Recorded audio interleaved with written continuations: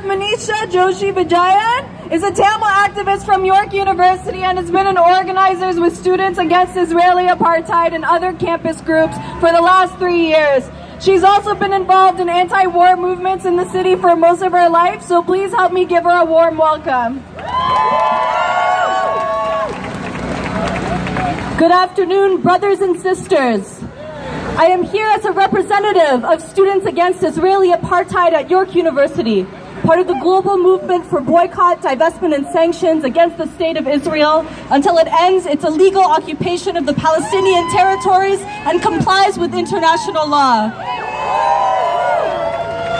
We advocate for BDS for the same reason that we are protesting today, because under Israeli apartheid, even the most basic rights, even the most basic human dignities must be relentlessly fought for and defended.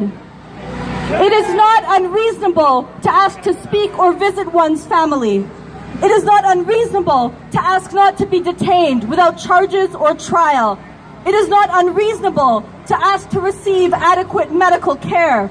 It is not unreasonable to ask not to be forcibly isolated. So why then are political prisoners demanding these basic living conditions being punished and forced into solitary confinement?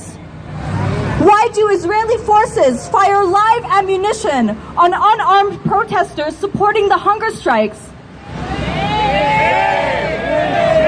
Only yesterday, a 23-year-old Palestinian was killed by an Israeli sniper at a demonstration just north of Ramallah. That's younger than me. Why is this happening? And why are those who resist injustice and occupation, as is their right under international law, being imprisoned in these conditions in the first place?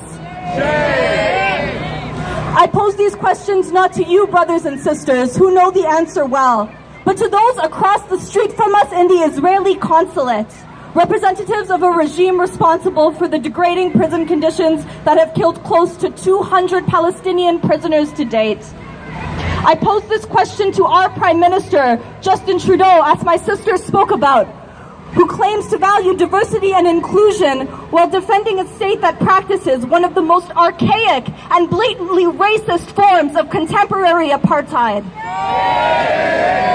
You don't have to be a Palestinian to understand that the demands of the hunger strikers are only a bare minimum of what the Palestinian people are owed, 69 years after the systematic ethnic cleansing of their land.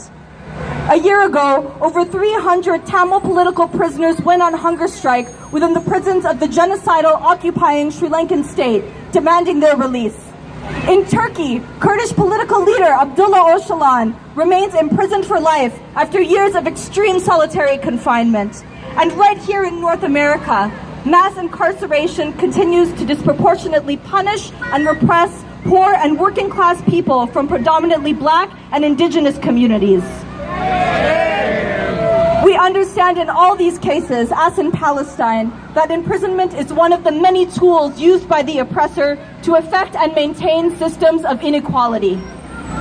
As we continue to fight against brutal injustice in Palestine and around the world, let us draw strength and inspiration from those carrying out the struggle under the dire conditions of imprisonment and occupation. And as such, I will end with the words of Palestinian hunger striker and political leader Marwan Barghouti. Our chains will be broken before we are, because it is human nature to heed the call of freedom regardless of the cost. Thank you very much.